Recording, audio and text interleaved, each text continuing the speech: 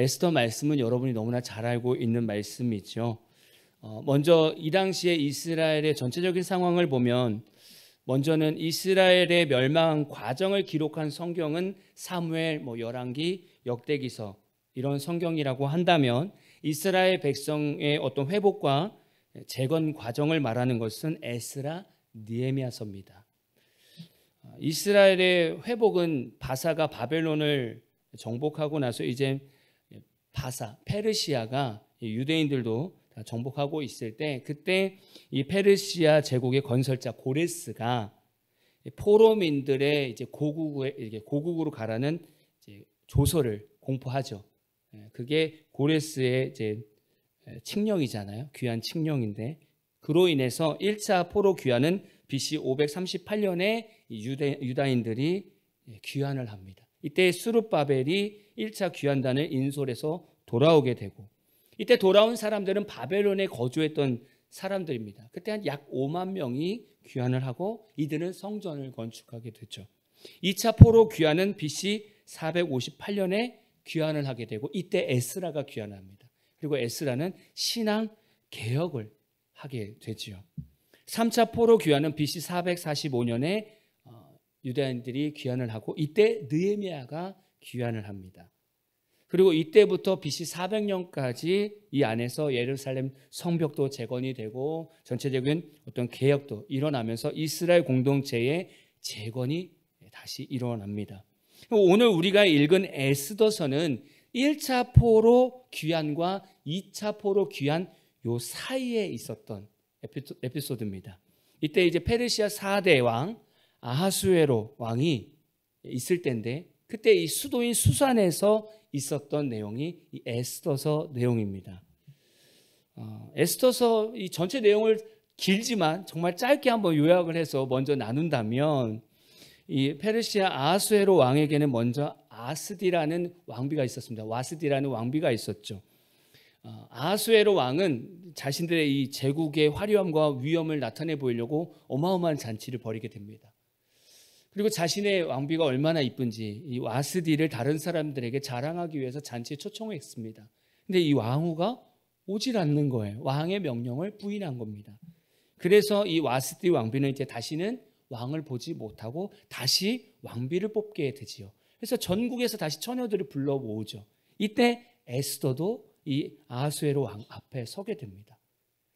이 에스더가 얼마나 아름다운지 이 아하수에로 왕에게 탁 마음에 들게 되죠. 그래서 왕비가 됩니다.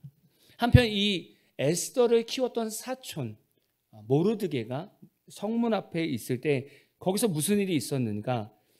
이 문을 지키던 왕의 넷이 빅단과 데레스 이 두 사람이 암살을 꾸밉니다.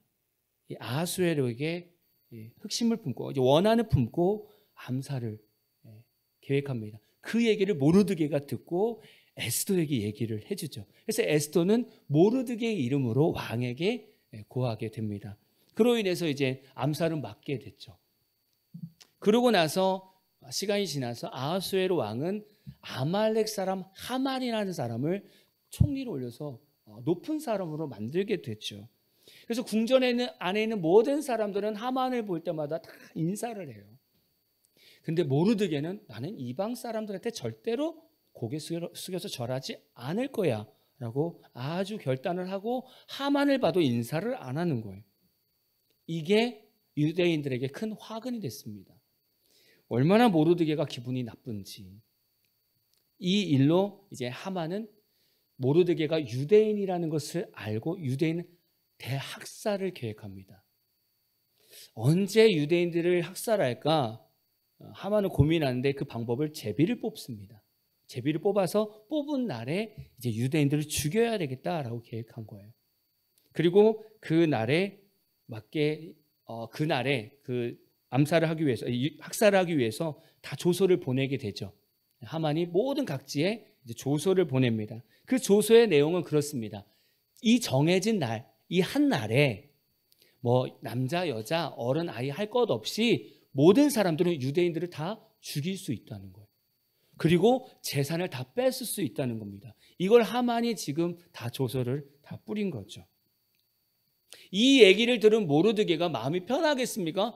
이제 자기들 죽을 날짜는 잡은 거예요. 이제 이 날짜가 오면 모든 유대인들은 다 학살당하는 겁니다. 얼마나 마음이 힘들겠습니까? 그래서 에스더를 찾아오죠. 그래서 에스더한테, 에스더야, 왕한테 빨리 부탁해서 우리 좀 살려줘라. 근데 에스더 입장도 참 어렵습니다. 참 어려워요. 오늘 말씀도 읽었지만 에스더서 4장 11절 새번역 성경으로 보겠습니다. 임금님이 부르시지 않는데 안뜰로 들어가서 왕에게 다가가는 자는 남자든지 여자든지 모두 사형으로 다스리도록 되어 있습니다. 이러한 법은 모든 신하들과 왕이 다스리는 모든 지방 백성들이 다 알고 있습니다. 다만 임금님이 금으로 만든 규를 내밀어서 목숨을 살려주실 수는 있습니다. 그런데 임금님이 나를 부르지 않으신 지가 벌써 30일이나 되었습니다. 벌써 왕을 못 본 지가 30일이 됐대요. 이거 뭐 어렵잖아요. 근데 어제라도 만났다면 그래도 뭐 관계가 친하니까 다시 나갈 수 있는데 아유 30일 동안 못 봤네. 이걸 어떻게 나갑니까? 이게 참 어려운 상황이죠. 이 말을 전했더니 모르드게가 이렇게 말합니다. 에스더서 4장 13절에서 14절 새번역 성경입니다. 모르드게는 그들을 시켜서 에스더에게 다음과 같이 전하라고 하였다. 왕후께서는 궁궐에 계시다고 하여 모든 유다 사람이 겪는 재난을 피할 수 있다고 생각하십니까? 이런 때에 왕후께서 입을 다물고 계시면 유다 사람들은 다른 곳에서라도 도움을 얻어서 마침내는 구원을 받고 살아날 것이지만 왕후와 왕후의 집안은 멸할 것입니다. 왕후께서 이처럼 왕후의 자리에 오르신 것이 바로 이런 일 때문인지를 누가 압니까? 다시 이 말을 에스더에게 전하는 거예요. 에스더는 모르드게의 말을 듣고 참 얼마나 마음이 어렵습니까? 그것도 맞는 말인 거예요. 이거를 안 듣자니 참 어렵고 듣자니 내가 가면 이건 100% 죽을 것 같고 참 고민이 되죠. 그래서 에스더가 또 결단합니다. 에스더서 4장 16절 새번역 성경으로 볼게요. 어서 수산에 있는 유다 사람들을 한 곳에 모으시고 나를 위하여 금식하게 하십시오. 사흘 동안은 밤낮 먹지도 마시지도 말게 하십시오. 나와 내 시녀들도 그렇게 금식하겠습니다. 그렇게 하고 난 다음에는 법을 어기고서라도 내가 임금님께 나아가겠습니다. 그러다가 죽으면 죽으렵니다. 이렇게 결단하고 왕에게 나간다는 거죠. 이제 에스더는 목숨을 걸고 왕 앞에 나가게 됩니다. 그래도 얼마나 감사한 게 뭐냐면 왕이 받아줘요. 이제 규를 이렇게 뻗어서 에스더를 받아줍니다. 이 규는 옛날에 무슨 영화 같은 데 보면 옛날 뭐 모세 영화 이런 거 보면 바로왕도 그렇고 이렇게 왕들이 붙잡고 있는 뭐 지팡이 같은 거 아니면 손에 이제 붙잡고 있는 봉 같은 거 쥐봉 금으로 만든 그런 걸 얘기해요. 그걸 이렇게 내밀어야 돼요. 그래서 그걸 붙잡고 와야 이제 왕 앞에 설 수 있는 거예요. 지금 왕이 받아줬으니까 은혜지 안 받아줬으면 애써 말 한마디도 못하고 죽는 거잖아요. 감사하게도 어쨌든 기도하며 나아가서 왕을 만났더니 왕이 받아줬습니다. 에스더가 얼마나 지혜로운지 이게 바로 왕 보자마자 살려주세요 이게 한 게 아니라 왕이시여 제가 아주 잔치를 잘 준비했습니다. 왕하고 하만이 우리 집에 와서 식사를 했으면 좋겠어요. 그래서 잔치로 잘 대접을 합니다. 왕이 얼마나 기분이 좋은지 에스더야 소원을 얘기해봐. 내가 이 나라의 반도 너한테 반이라도 요금 내가 다 줄게. 아유 아닙니다. 내가 또 한 번 잔치를 베풀 테니까 또 오십시오. 하만하고 또 오십시오. 하만이요 얼마나 교만해졌는지 왕도 자기를 인정했는데 왕후까지도 자기를 초청해가지고 왕하고 자기 단둘이서 식사를 하고 있는 거예요. 왕비가 초청해서. 그러니 얼마나 자기가 높은 사람처럼 생각하겠습니까? 그러니까 막 더 우쭐대죠. 그런 가운데 모르드게를 생각하니까 얼마나 괘씸해요. 이런 자기한테 인사도 안 하니까. 그래서 주변 사람들의 조언을 듣고 한 23m 되는 교수대를 만들어버립니다. 내가 기필코 모르드게를 여기다 죽이리라. 그리고 나서 이제 두 번째 에스더가 베푼 잔치에 왕하고 하만이 찾아와요. 그래서 또 식사를 하는데 이제 그때 왕이 야 네 소원이 뭐니? 그랬더니 왕이시여 저희 이 유다인들을 누가 다 죽이려고 음모를 꾸몄습니다. 그렇게 얘기했더니 왕이 누구냐? 그랬더니 여기 옆에 있는 하만입니다. 그래서 왕이 그 하만을 죽이는데 모르드게를 죽이려고 했던 그 장대에다가 하만을 달게 해서 죽게 되죠. 그리고 오히려 그 권력을 모르드게가 받습니다. 그리고 너희가 원하는 대로 해라. 그러면 앞에 보내진 조서를 없애주십시오. 이렇게 얘기했더니 아니야. 왕이 한번 내린 조서는 취소할 수가 없어. 그럼 다른 조서를 내려. 그래서 이제 에스더와 모르드게가 고민한 끝에 내린 게 그 정해진 날에 다른 사람들이 유대인을 죽이는 것이 아니라 유대인들이 자신들의 원수를 죽일 수 있는 날로 바꿔버린 거예요. 자신들의 원수를 죽이고 그들의 재산을 뺏을 수 있게 만들었어요. 이 날이 되면서 유대인들은 자신들 원수를 죽였지만 재산은 취하지 않았습니다. 그렇게 인생 역전이 됐죠. 이게 에스더서의 말씀의 전체적인 내용입니다. 다 아시는 거죠. 정말 뭐 어떻게 보면 스펙타클할 수도 있고 어떻게 보면 참 그냥 평범한 얘기일 수도 있고 어떻게 보면 이 유대인들이 한 번에 말살당하는 그런 일이 벌어질 수도 있는 내용입니다. 오늘 말씀을 보면 이 에스더서에서 나오는 유대인들은 바사 지역 수도인 수산에서 지냈던 유대인들입니다. 이들도 똑같이 70년 동안 포로 생활을 하면서 살았겠죠. 근데 이들도 이 삶 속에서 자리를 잡았단 말이죠. 근데 문제는 뭐냐면 재산, 가족, 이 환경들을 버리지 못한다는 거예요. 분명히 자신의 고향으로 돌아가라고 칙령이 내려왔지만 이 재산과 이 환경을 버리지 못하고 그냥 그 자리에 남아있던 이 유다인들을 대상으로 한 말씀이었습니다. 이 바사 제국 이 수산에 살았던 유대인들과 지금 우리하고 참 비슷한 신앙생활을 하고 있는 게 있어요. 비슷합니다. 이 땅에는 세 부류의 신자들이 있습니다. 성도들이 있습니다. 첫 번째는 불신자, 두 번째는 육신적 성도, 세 번째는 거룩한 성도. 첫 번째 그림 볼까요? 불신자에 대한 그림입니다. 뭐 너무나 잘 아시죠? 불신자는요, 마음이 그 왕좌에 내가 앉아 있어요. 그리고 예수는 없습니다. 하나님은 없어요. 모든 것이 다 내가 주인인 거예요. 이런 삶은 구원의 삶이 없죠. 당연히 지옥으로 달려가는 인생이죠. 이걸 불신자라고 얘기합니다. 두 번째는 육신적 성도입니다. 보시면 내 중심에 나도 있고 그 삶 안에 예수도 있습니다. 그러니까 하나님 안에 하나님을 믿고는 있습니다. 그리고 어딘가에는 예수는 있어요. 내 삶 어딘가에는 예수가 있습니다. 근데 인생 중심, 가장 중요한 부분에 내가 서 있어요. 그리고 예수님은 손님으로 되어 있습니다. 이런 신앙 상태인 경우에는 뭐 이런 성도들도 신앙적인 눈이 열려 있습니다.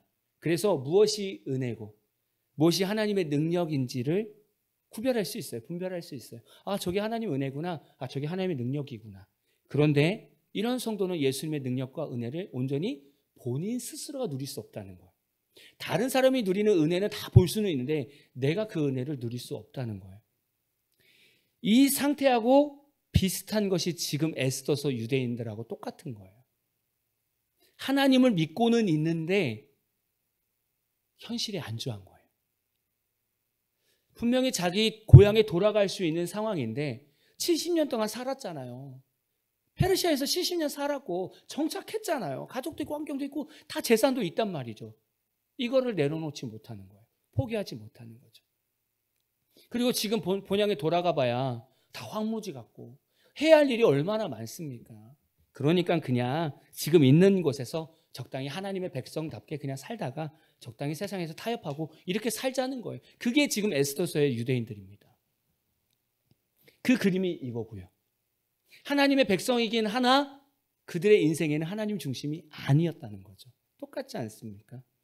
예수님 당시로 표현한다면 예수님이 여러 가지 기적을 행하실 때 얼마나 많은 사람들이 예수님을 따랐습니까? 그렇죠? 거기에는 예수님의 기적을 경험한 주인공들이 있고요. 조연들이 있습니다. 그걸 무리라고 얘기하죠. 예수님 주변에 무리가 있었습니다. 항상 무리들이 따라왔어요. 바로 이런 신앙은 무리들의 신앙과 같습니다. 이 무리들의 신앙은요, 소경 바디메어보다도 못한 신앙입니다. 이 무리들의 신앙은 모두가 죄인이라고 하는 세리장보 삭개오보다도 못한 신앙인 거예요. 여러분 생각해 보세요. 예수님의 그 사역들 한번 생각해 보세요. 무리들은 어디 빠지는 데가 없어요. 기적마다 다 무리들이 쫓아다녀요. 산상수훈에서도 무리들이 얼마나 많은지. 오병이의 기적에도 얼마나 무리들이 많은지. 무리들은 항상 있어요. 근데 그게 다예요. 정말 중요한 시점에 이들은 예수님을 못 박는 그런 대상이 됩니다. 그런 사람들이 되죠. 이게 무리들의 신앙인데 지금 에스더서 때의 이 유대인들도 이 예수님 당시에 무리들의 신앙과 별 차이 없다는 거죠. 근데 우리들도 이런 신앙을 가지고 있을 수 있다는 거죠. 하나님은 믿고는 있는데 진짜 중요한 부분에서 내가 주인이 되고 있는 거예요. 그렇다고 하나님을 안 믿는 것도 아니고 믿는 것도 아니고 이 상태가 있는 거죠. 세 번째는 거룩한 성도입니다. 예수님이 딱 중앙에 계신 거죠. 이건 뭐 늘 하나님의 계획 안에 있는 거고요. 자신의 인생의 주인이 예수님이 되고 있는 거예요. 뭐 이거는 뭐 말로 표현할 것도 없죠. 그런데요, 이 그림을 보면서 우리가 늘 싸워야 되는 건 뭐냐면 틈만 나면 저 밑에 있는 내가 자꾸 저 위로 올라가려고 해요. 그래서 우리는 날마다 죽는다고 표현하죠. 날마다 저는 밑으로 내려가려고 해야 돼요. 늘 예수님은 내 삶의 중심으로 앉아 계실 수 있도록 내어드려야 되고, 저는 이 싸움이 제일 어려운 것 같아요. 근데 이 싸움을 늘 해서 승리하는 성도가 거룩한 성도가 되겠죠. 에스더서 말씀을 보면 이런 하나님의 백성, 하나님을 믿는 것도 아니고 안 믿는 것도 아니고 삶의 중요한 부분을 하나님께 맡기는 것도 아니고 안 맡기는 것도 아닌 이 신앙생활을 볼 수 있단 말이죠. 여러분, 이 유대인들이 가만히 놔두면 그냥 페르시아 사람들한테 그냥 전멸당하는 거예요. 지금 우리 성도들도 마찬가지입니다. 예수 믿는 것도 아니고 안 믿는 것도 아닌 그냥 뜨뜻미지근한 이런 신앙생활로 교회를 다니면 어느 순간 구원마저도 놓을 수 있어요. 그냥 구원마저도 잊어버릴 수 있어요. 잊어버린 게 아니라 잃어버릴 수가 있어요. 그게 우리의 신앙이 될 수도 있는 거죠. 저는 오늘 이 에스더서에서 등장하는 인물들 통해서 우리 신앙생활의 중요한 요소와 방해 요소를 한번 봤으면 좋겠어요. 간단히 나누고 말씀을 마무리하려고 하는데, 첫 번째는 어쩔 수 없는 환경인 거예요. 다시 말하면 페르시아 아하수에로 왕 아래에 있는 유대인들의 삶을 말하겠죠. 그냥 포로된 삶, 그거를 어쩔 수 없는 환경이라고 표현하고 싶어요. 두 번째, 그리스도인의 정체성. 모르드게가 자신의 민족을 살리기 위해서 필사적으로 뭔가 노력했던 모습을 저는 정체성, 그리스도인의 정체성이라고 표현하고 싶어요. 세 번째, 목숨을 건 믿음의 결단. 이건 여러분이 아시는 바와 같이 에스더가 왕의 부르심이 없지만 그 앞에 나아가는 모습을 말하는 거고요. 네 번째, 내 안에 있는 교만, 바로 하만의 모습을 보면서 우리는 다시금 내 자신을 돌아볼 수 있다는 거죠. 첫 번째, 어쩔 수 없는 환경. 누구에게나 뭐 주어진 환경이 있습니다. 뭐 흔히 말해서 금수저, 은수저, 뭐 흙수저 이렇게 얘기하잖아요. 다 주어진 환경들이 있습니다. 뭐 가정 환경도 다 다르고요. 어떤 학업을 하는 데서 환경도 다르고요. 재정적인 환경도 다 다르고요. 성격도 다 그 환경이 다 다릅니다. 우리는 이 환경에 대해서 늘 힘들어하죠. 근데 우리는 꼭 이렇게 했으면 좋겠어요. 꼭 이렇게 노력했으면 좋겠어요. 우리는 이런 생각을 해요. 환경이 바뀌지 않는 것이 아니라 내가 환경이 바뀌는 것을 거부하는 거예요. 그러니까 반대로 생각해야 돼요. 환경이 바뀌기를 원해야 돼요. 그렇죠?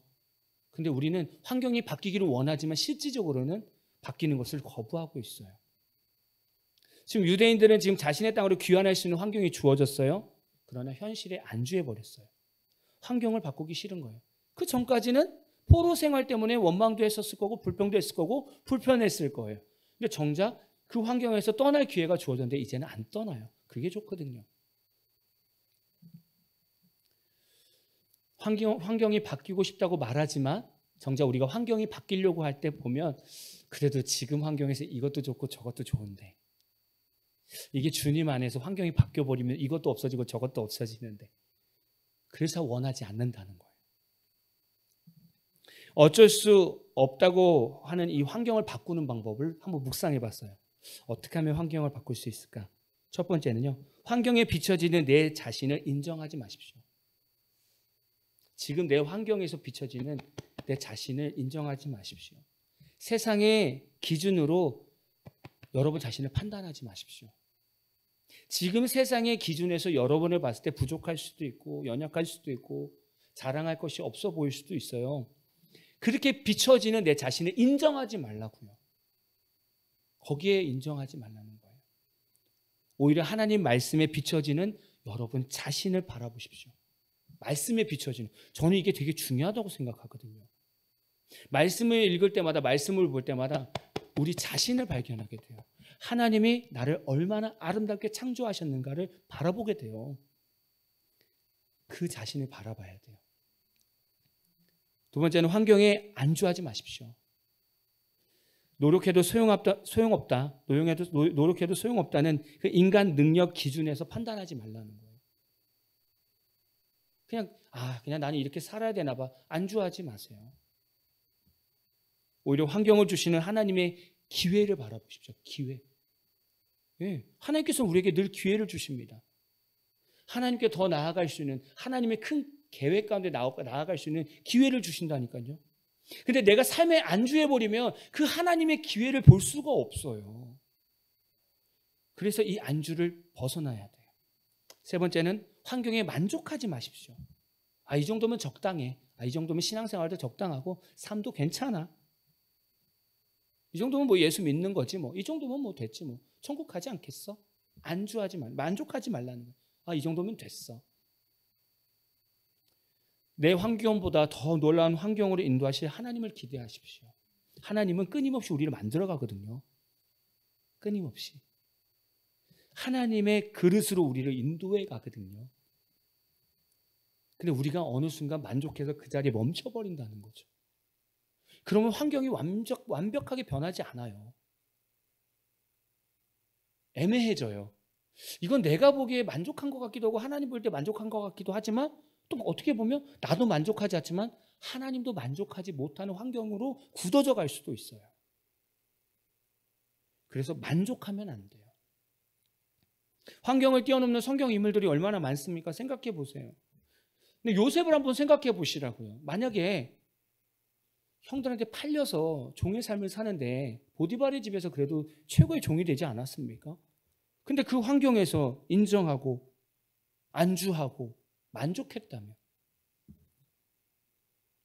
그러면은 요셉이 총리가 되겠습니까? 그냥 보디발의 집에서 그냥 종의 맨 위에 수석종이 되겠죠. 요셉은 그런 삶이 아니에요. 하나님께서 인도하시는 환경대로 간다는 거예요. 계속 이동한다는 거예요. 그게 중요한 거예요.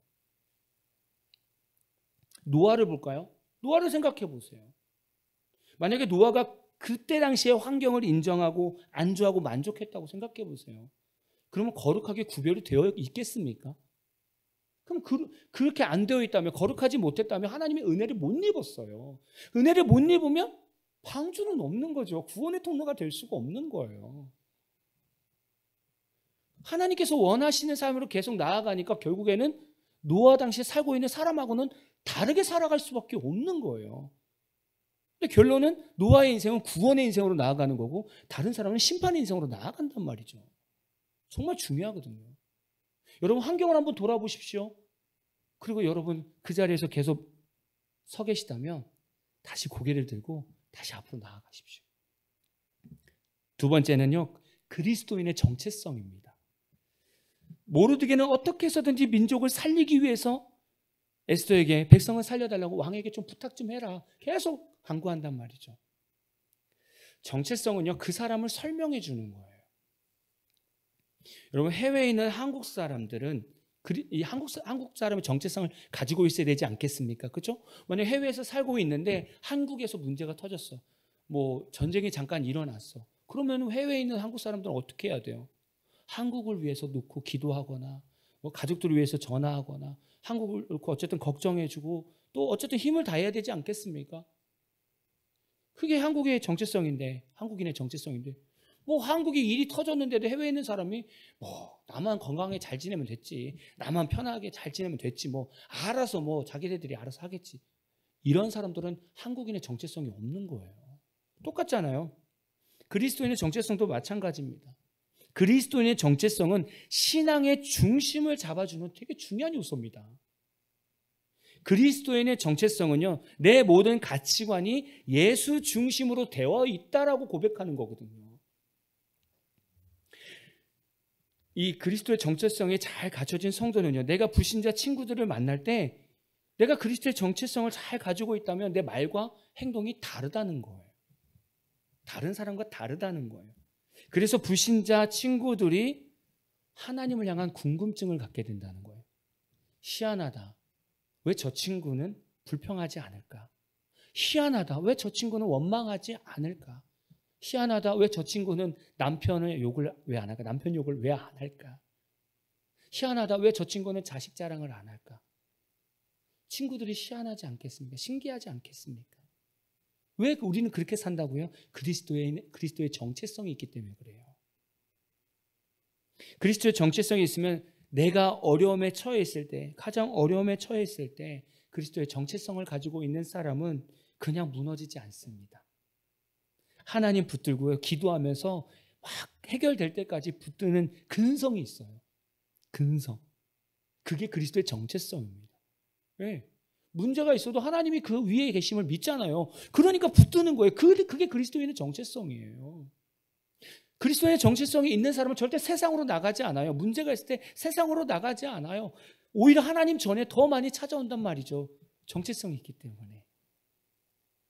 그리스도의 정체성이 있는 사람은요, 내가 기독교인이라는 이유만으로 핍박을 당할 때 오히려 기뻐합니다. 왜냐하면 내가 진짜 그리스도인이구나라는 걸 깨닫게 된다는 거예요. 놀랍지 않습니까? 이 정체성을 확립하는 것은 다른 게 아니라 말씀입니다. 여러분, 일반 사람들이 정체성이 확립이 되는데 중요한 역할을 하는 게 뭡니까? 서적입니다. 어떤 책을 읽었느냐에 따라서 그 사람의 정체성이 완전히 바뀌어요. 사회주의 책을 많이 읽었으면 생각이 사회주의로 바뀌고요. 자본주의 책을 많이 읽은 사람은 자본주의로 바뀝니다. 그러면 성경은요, 하나님 말씀을 주로 계속 읽고 나아가면 그 정체성이 뭘로 바뀌겠냐 이거죠. 하나님의 말씀을 붙들고 살아가면 그 사람은 하나님을 깨닫게 되고요.